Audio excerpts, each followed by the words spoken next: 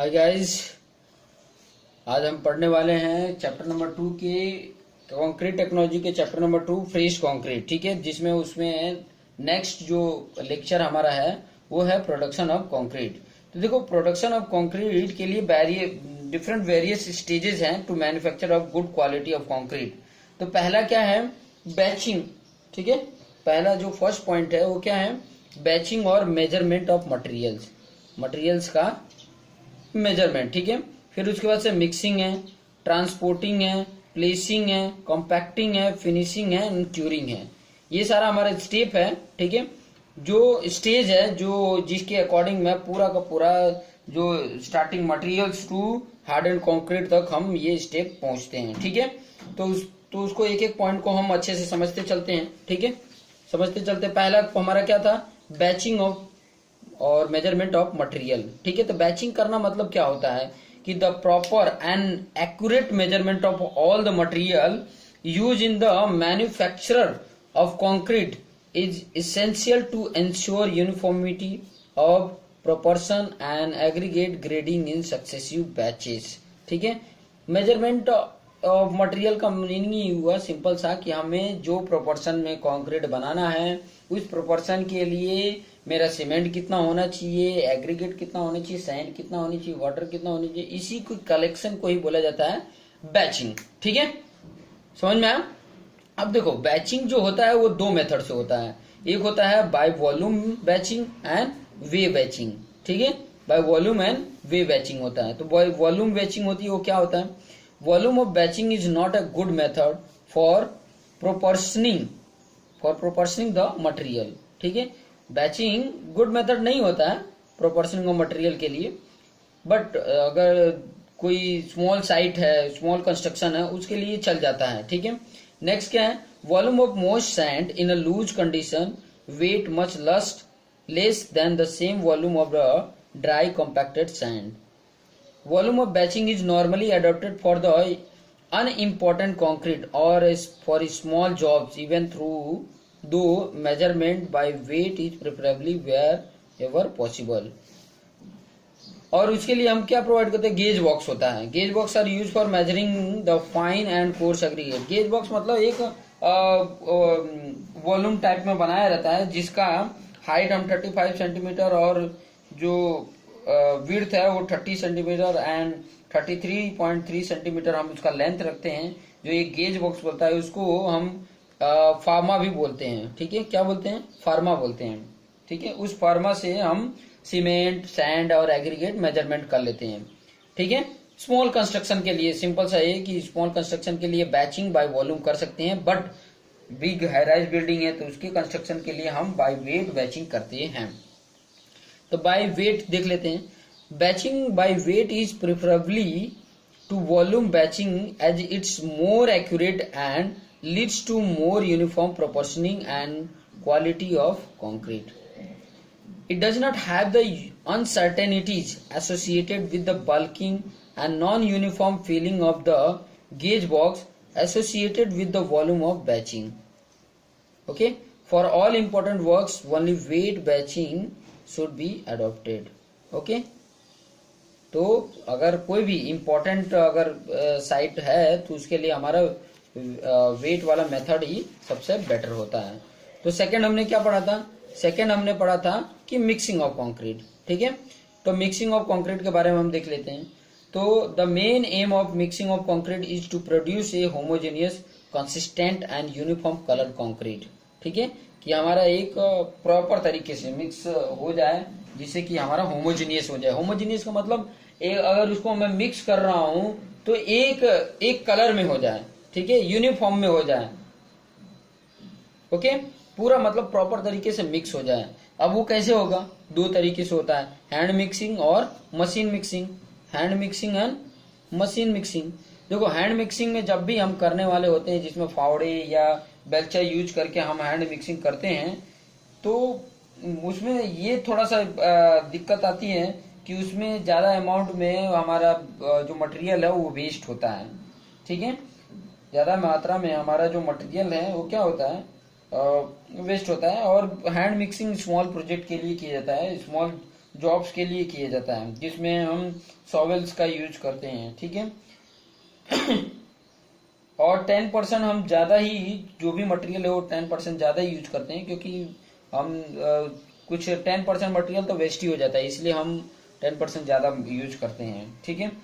Machine mixing जो किया जाता है वो इम्पोर्टेंट होता है, ठीक है, जिसके लिए डिफरेंट डिफरेंट मिक्सर आते हैं। जैसे अकॉर्डिंग टू ऑपरेटिंग कंडीशन में अगर करना है तो ऑपरेटिंग कंडीशन के लिए बैच मिक्सर या कंटिन्यूअस मिक्सर आते हैं। According to principle of mixing करना है तो ग्रेविटी टाइप या टाइप विद फोर्स मिक्सिंग होता है। तो ऐसे डिफरेंट डिफरेंट मिक्सर होते हैं जो हमारे बैच किए हुए मटेरियल को, बैचिंग किए हुए मटेरियल को प्रॉपर तरीके से मिक्स करते हैं। ऐसे मशीन्स भी आते हैं। अभी तो नए मशीन्स ऐसे आ गए हैं जिसमें batching plus mixing and placing transporting, ये चार काम एक साथ कर लेता है, ठीक है।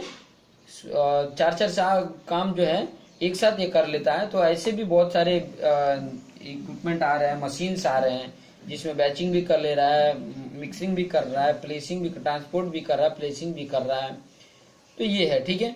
चलिए ट्रांसपोर्ट के बारे में पढ़ लेते हैं। ट्रांसपोर्टिंग मतलब कि हम जो फ्रेश कंक्रीट बनाए हैं उसको प्लेसिंग करने के लिए, ठीक है। ऐसा तो नहीं है कि मैं कॉलम अगर कास्टिंग करने वाला हूं तो कॉलम में ही मैं फ्रेश कंक्रीट बना रहा हूं। जहां बनाएंगे वहां से जहां कास्टिंग करने वाले उनके बीच में जो वे होगा, one place to another place ले जा रहे हैं, उसको ट्रांसपोर्टिंग बोलते हैं, ठीक है। The process of carrying the concrete from the place of its mixing to the place of deposition is term as a transportation of concrete, ठीक है।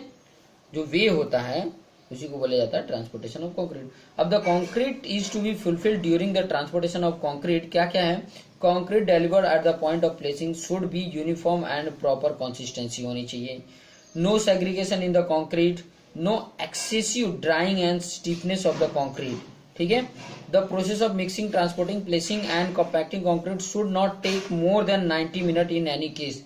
90 मिनट से ज्यादा नहीं होना चाहिए। 90 मिनट से ज्यादा होगा तो हमारा सेटिंग तो 30 मिनट में ही स्टार्ट हो जाता है, ठीक है, तो वो ना हो। Transportation case should be as a low as possible, ठीक है। आफ्टर दैट मेथड देख लेते हैं कि कौन कौन से मेथड अडॉप्ट करते हैं फॉर ट्रांसपोर्टेशन ऑफ कंक्रीट। तो कौन कौन से हैं। मोटार पैन होता है जिसे हम ट्रांसपोर्ट करते हैं, wheelbarrow and hand carts होते हैं, ट्रक मिक्सर है या डंपर्स है, क्रेन है, बकेट है, रोप वे है, बेल्ट कन्वेयर है, शूट है, ट्रांजिट मिक्सर है, स्कीप एंड हॉइस्ट है, पंप्स है, पाइपलाइन है, हाइड्रोलिक वे के द्वारा ये ट्रांसपोर्टिंग किया जाता है। तो ये सारे हमारे जो थे ये सब थे ट्रांसपोर्टिंग के। अब ट्रांसपोर्टिंग हो रही है तो प्लेसिंग आएगा। नेक्स्ट पॉइंट क्या आएगा हमारा, प्लेसिंग, ठीक है, कि प्लेसिंग कैसे कर रहे हैं। तो प्लेसिंग के लिए the process to deposit the concrete in its require position is term as a placing of concrete, ठीक है। Placing of concrete in the following situation, देखो कौन कौन से सिचुएशन में प्लेसिंग किया जाता है। जैसे placing of concrete with in small earth mould. Small earth mould है फॉर एग्जाम्पल, जैसे foundation concrete for a column और वॉल, तो उसके लिए ये मेथड यूज किया जाता है। Placing concrete with in large earth mould, large earth mould में तो जैसे example road slab, air field payment, लेकिन कैसे करते हैं वो भी बताएंगे। Placing of concrete in layer with in steel और टिम्बर शटर है।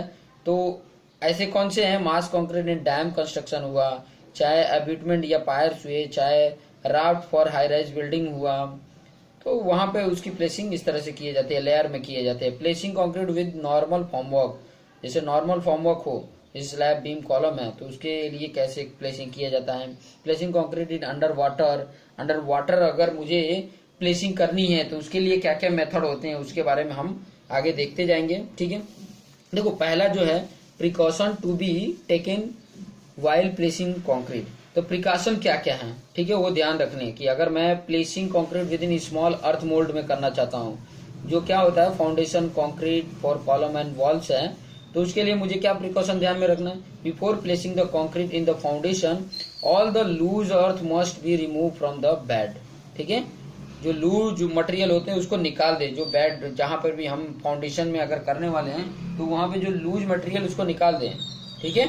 नहीं तो क्या हो जाएगा, हमारा जो भी कंक्रीट कर रहा है वो लोड के कारण और उसको क्या कर देगा, दबा देगा, जिससे हमारा जो देना है सही वो नहीं हो पाएगा।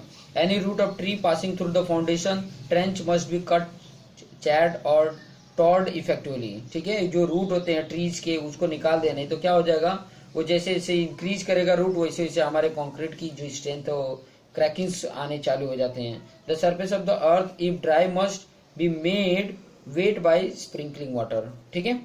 Placing of concrete with large earth mould हो तो उसके लिए क्या प्रिकॉशन है, the ground surface on which concrete is place must be free from the loose earth pool of water and other organic matter like grass leaves रूस्ट, ये सबको हमने क्या कर देना है, रिमूव कर देना है, ठीक है।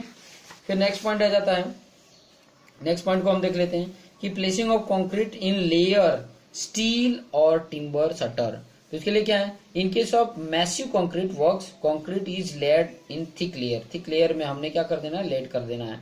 While placing concrete in layers it is better to leave the top of the layer rough so that the succeeding layer can have a good bond with the previous layer, ठीक है। ये हमने ध्यान में रखना है कि जो हमने पुराने कंक्रीट को प्लेस किया है तो उसकी जो सरफेस है उसको रफ रखें कि दूसरा भी मटेरियल आए तो उसके ऊपर सेट हो जाए, ठीक है। Placing of concrete with normal formwork, normal formwork है जैसे बीम कॉलम स्लैब है तो उसके लिए it must be check that the reinforcement is properly tied placed and heavily appropriate cover होना चाहिए, जिससे क्या होगा कि जब हम प्लेस करते हैं तो ऐसा ना हो कि फॉर्मवर्क टूट के निकल जाए या मेरा जो प्रॉपर तरीके से रेनफोर्स को बाइंडिंग नहीं किए हैं तो क्या हो जाएंगे, एक दूसरे के करीब आ जाएंगे, तो उनकी स्पेसिंग प्रॉपर है इसलिए वो काम जरूर रखना है। The formwork must be examined for correct alignment and adequate rigidity withstand the weight of concrete impact load during construction without deformation. Any coating of the hardened mortar on the form should be removed. Remove कर देना है। फिर next है, ये बहुत important होता है, ठीक है। बाकी सब तो हम कर लेते हैं इजिली, लेकिन प्लेसिंग कंक्रीट अंडर वाटर ये बहुत इंपॉर्टेंट होता है। तो उसके डिफरेंट मेथड होते हैं। पहला होता है बैग कंक्रीट, जो हमने कंक्रीट में बैग में कंक्रीट करके और प्लेस कर देते हैं, जिसके कारण मतलब वो हार्ड हो जाता है, जब तक वो वाटर के कनेक्ट में जाता है तब तक ये हार्ड हो जाता है, जिससे इसमें प्रॉब्लम्स नहीं आते। बॉटम डम्प्स बकेट होता है, ट्रीमी, ये बहुत ही इंपॉर्टेंट मेथड है इसलिए इंपॉर्टेंट लिखे भी हैं, ठीक है। ट्रीमी है, ठीक है, ट्रीमी मेथड। फिर ग्राउटेड एग्रीगेट है, फिर कॉन्क्रीट पंप है। तो ये अंडर वाटर प्लेसिंग करने के लिए सारे मेथड हैं जिसको अप्लाई करके हम क्या कर देते हैं, प्लेसिंग कर देते हैं, ठीक है। उसके बाद से जब प्लेसिंग हो गया तो उसके बाद से इंपॉर्टेंट क्या हो जाता है हमारे पास, वो हो जाता है क्यूरिंग, ठीक है। उसके बाद से हमारा कौन सा, सॉरी, कॉम्पैक्शन आ जाता है। तो कॉम्पैक्शन के बारे में भी हम देख लेते हैं कि कॉम्पैक्शन, ठीक है, कॉम्पैक्शन के बारे में भी हम जान लेते हैं कि कॉम्पैक्शन क्या होता है, ठीक है। तो कॉम्पैक्शन क्या है, compaction is the process of moulding concrete within the form of around embedded part in order to expel the entrapped air from the concrete and to obtain homogeneous dense mass. उसमें से compact करना, ठीक है। Compact करना मतलब vibrator use करके या कोई और भी इंस्ट्रूमेंट को यूज करके हम मटेरियल जो कंक्रीट है उसको कंपैक्ट करें, जो उसमें एयर वॉइड्स होते हैं वो निकल जाए और मेरा जो मटेरियल है वो डेंस हो जाए, ठीक है, उसमें कोई वॉइड्स ना हो। तो उसके लिए मेथड है कि कौन कौन से मेथड है जो कंपैक्ट करते हैं। तो देखो, हैंड कंपैक्शन है, ठीक है। उसके बाद से क्या है, compaction by vibration, compaction by pressure and jolting, compaction by spinning. ये चार मेथड से द्वारा हम क्या कर देते हैं कि कंक्रीट के अंदर जो वॉइड्स होते हैं उसको रिमूव करके और जो हमारा कंक्रीट है उसको डेंस बना देते हैं, ठीक है। तो ये जो मेथड है, ठीक है। अब देखो हैंड कंपैक्शन है, तो हैंड कंपैक्शन में क्या है, जो हम यूज करते हैं जैसे टैंपिंग रॉड होता है, रैमिंग होता है, रॉडिंग होता है, इसके अकॉर्डिंग हम क्या कर देते हैं, बाय हैंड कंपैक्ट कर लेते हैं, ठीक है। नेक्स्ट जो होता है वो होता है वाइब्रेटर, ठीक है। तो वाइब्रेटर में कौन कौन से वाइब्रेटर होते हैं, जैसे इंटरनल वाइब्रेटर होता है, एक्सटर्नल वाइब्रेटर होता है, टेबल वाइब्रेटर होता है, सरफेस वाइब्रेटर होता है। जैसे जैसा हमारा मतलब जहां पर भी मतलब हमें कंपैक्ट करना है, जैसा कंडीशन में, सिचुएशन में, वैसे टाइप के वाइब्रेटर को यूज करके और हम कंपैक्ट कर लेते हैं, ठीक है। फिर नेक्स्ट क्या है हमारा, कंपैक्शन बाय प्रेशर, ठीक है। तो compaction by pressure, compaction by ये प्रेशर बोला जाए, ठीक है। तो उसका क्या होता है, इसके द्वारा हम क्या कर देते हैं, प्रेशर देके, ठीक है, प्रेशर देके और उसे हम जॉल्टिंग एक्शन की तरफ बना लेते हैं, ठीक है। जैसे कि the excess water added during the mixing of force out due to the large pressure. फिर बाद में क्या, कंपैक्शन बाय स्पिनिंग, उसको और भी एक नाम से जानते हैं, उसको बोला जाता है सेंट्रीफ्यूगेशन, ठीक है। कंपैक्शन बाय स्पिनिंग को एक और नाम से जाना जाता है, उसको बोला जाता है। और ये क्या कर देता है, ये patent product such as sponge pipe and Hume pipes are compacted by spinning process के द्वारा किया जाता है, ठीक है। उसके बाद से हमारा नेक्स्ट पॉइंट आ जाता है curing. This is the last है, ठीक है। क्यूरिंग मतलब वाटरिंग करना, उसको उसके अंदर कि जो हाइड्रेशन कंप्लीट नहीं हुए वो ये हाइड्रेशन कंप्लीट करता है, जिससे कि हमारा स्ट्रेंथ गेन हो सके, ठीक है। It is defined as the process keeping the concrete moist and warm enough so that hydration of cement may continue until the desired proportion are developed। तो कौन कौन से होते हैं, वाटर क्यूरिंग होती है, मेम्ब्रेन क्यूरिंग होती है, एप्लीकेशन ऑफ हीट होता है, अन कैल्शियम क्लोराइड होते हैं। ये 4 मेथड के द्वारा हम क्यूरिंग करते हैं, ठीक है। समझ में आ रहा है क्यूरिंग। और देखो पीरियड्स जो होते हैं बहुत इंपॉर्टेंट होते हैं, पीरियड्स को ध्यान में रखना कि कौन कौन से हैं। अब देखो 7 डेज अगर है, ठीक है, 7 days preferably 14 days when ordinary Portland cement is used. Ordinary Portland cement करते हैं तो कम से कम 7 दिन और प्रिफरेबली 14 दिन लेते हैं। अगर रैपिड हार्डनिंग अगर यूज कर रहे हैं सीमेंट को, रैपिड हार्डनिंग तो about half of the slow hardening हम ले लेते हैं, ठीक है। लो हीट सीमेंट लेते हैं तो क्यूरिंग पीरियड जो होता है वो 21 to 28 डेज होता है, ठीक है। ऐसे ही हमने अगर मैं IS 456/2000 से लूं तो मिनिमम 7 डेज क्यूरिंग के लिए होता है, मॉइस्ट क्यूरिंग के लिए, एंड 10 डेज 1975 IS 7861 ने दिया था कि 10 days under hot weathering condition. ये सारे डिफरेंट है क्यूरिंग करने के लिए प्रोसेस, जो मैंने बता ही दिए कि वाटर क्यूरिंग होता है, मेम्ब्रेन क्यूरिंग होता है, ठीक है। उसको ऐसे एप्लीकेशन ऑफ हीट होता है, कैल्शियम क्लोराइड होता है, ये सारे क्यूरिंग के मेथड हैं। तो इस मेथड को हमने पॉइंट में देख लो, फिर उसके बाद से ये चैप्टर्स कंप्लीट होता है। तो हमने वीडियो को देखते रहना है, वीडियो को सब्सक्राइब करना है, बेल आइकन पर क्लिक करना है, ताकि ऐसे अपडेटेड वीडियो आप तक पहुंचते रहें। So thank you for watching this video.